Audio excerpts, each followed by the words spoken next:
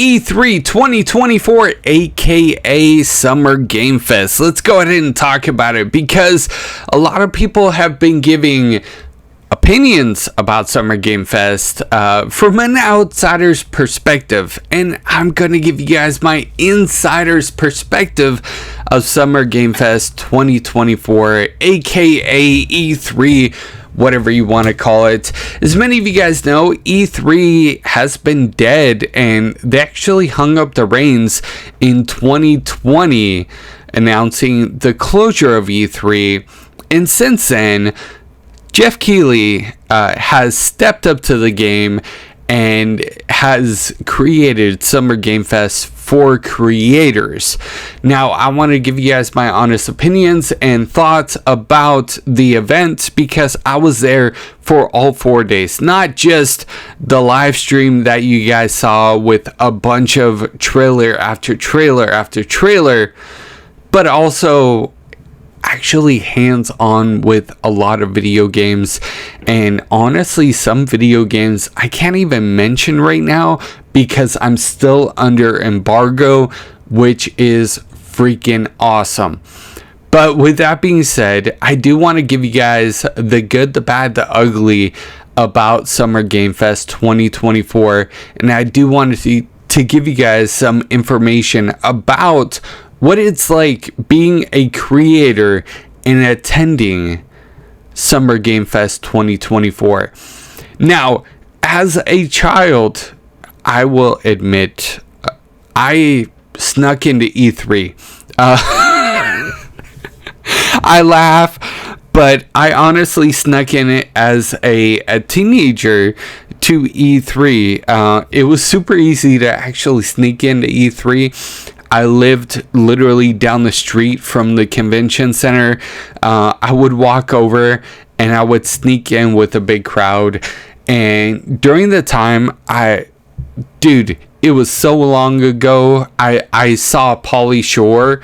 I'm pretty sure a lot of you guys that are watching this video today are like, who is Pauly Shore? But I legit walked into E3 and I saw Pauly Shore walking the showroom floor. But E3, honestly, for me, for the past, I don't know how many years, as a creator, I've been attending E3 legit since 2014, all the way up until 2020 when it finally ended. And as a creator, I can tell you that it was not fun. Yeah, the lights, the sounds, everything in between was awesome. The big stages and, the big crowds were cool. But waiting for hours upon hours to play a certain game was not fun. And even as a content creator, looking back at it now, in 2014 all the way until 2020, as a content creator, yeah, I got some opportunities to schedule meetings to play some of the games, but for the most part, it was waiting 2, 3, 4, 5 hours to play a certain game, which honestly wasn't worth it, especially as a content creator that wanted to cover so many different games. Now, Summer Game Fest 2024 has been honestly awesome because not only was I able to walk up and play a lot of the games that I was interested in covering, which you're going to see later on in my channel in future videos. But not only that, I was able to schedule some of the most popular games that I wasn't able to just walk up and play. But I was able to schedule times to play said games. And as a lot of people mentioned before, PlayStation wasn't there for the past 2 years. PlayStation was actually at Summer Game Fest, and your boy was able to schedule some games to play for some of the games that I can't even mention right now in this video because I'm under embargo. I do apologize, but I was able to play some of the games that a lot of you guys are excited about being released on PlayStation. Not only that, but a lot of the other video game companies that were there, I was able to schedule times to play a lot of the games that you guys are interested in. In fact, I have over 65 different games that I'm honestly interested in covering since Summer Game Fest that I was able to connect with personally with people at Summer Game Fest. And not only that, but the fact that during the event, as a creator, now this is a creator's perspective of what Summer Game Fest is, okay? Not, just a casual gamer or anything like that, but as a content creator, I was able to not only play and demo these games, but every time I sat down and demoed a game, no matter if it was a AAA title that hasn't even been announced or even released yet, which, by the way, there's a lot of AAA titles that are going to be coming in the future months and even within the next year that I currently can't talk about. But the fact that I was able to meet with the developers themselves, not only AAA games, but even indie games as well. Every single playtest that I had, whether it was scheduled or I just walked up and played, I was paired with a game developer.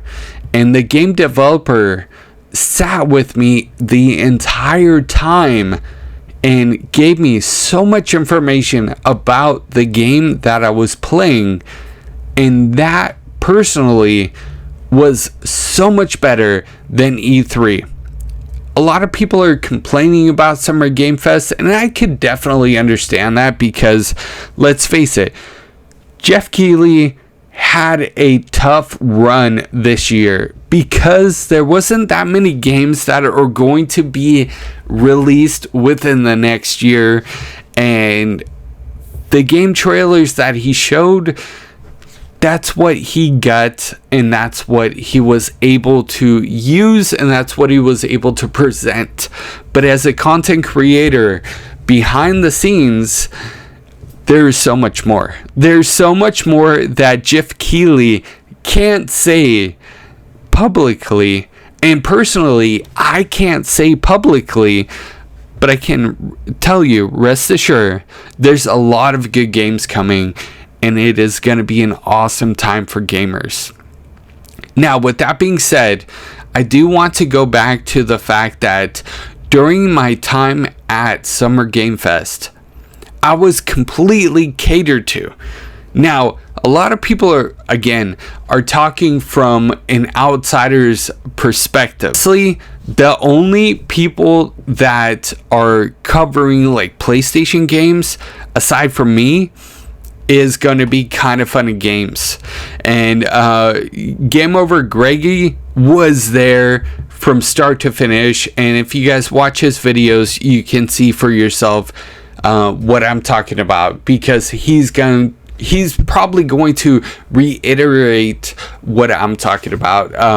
I get to speak with him during the Netflix party that they had, during the E3 party that they had, and we get to kind of like digest and celebrate video games as a whole.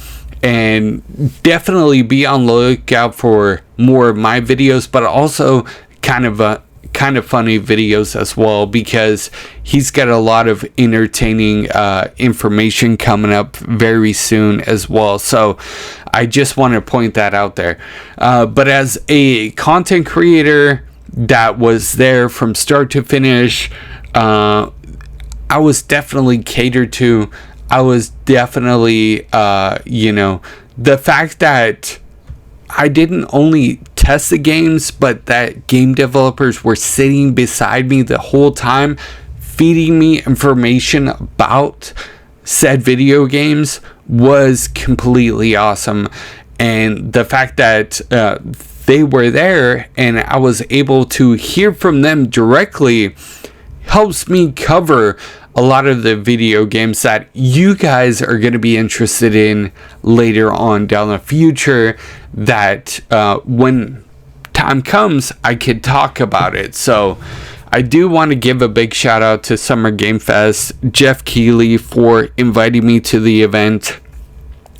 Now, I did reply to some of Jeff's tweets on X, and some people were questioning whether or not I got paid. I did not get paid at all to go to the events.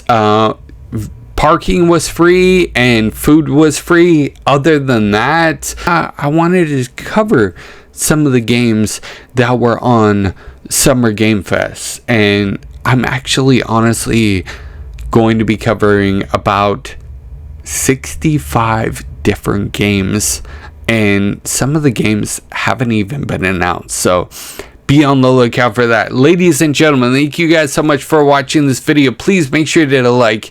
If you're new, subscribe with those bell notifications turned on, and I will see you guys in the next news update. You guys are freaking awesome.